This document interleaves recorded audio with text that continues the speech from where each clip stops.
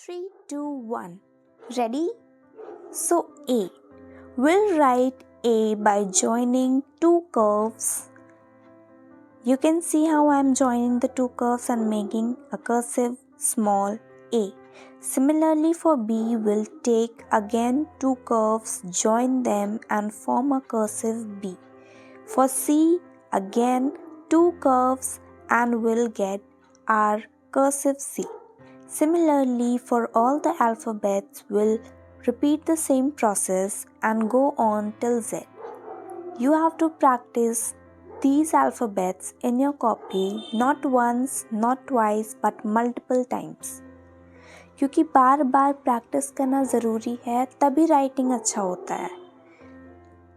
Practice नहीं होगा तो राइटिंग अच्छा नहीं होगा, फिर कोई हेल्प नहीं कर सकता है. So see how I am making, see how I am doing and do the same in your copy, in your notebook. करना है तो करना है. अगर आपको राइटिंग सुधारनी है तो आपको ये करना पड़ेगा, वरना no one can help you.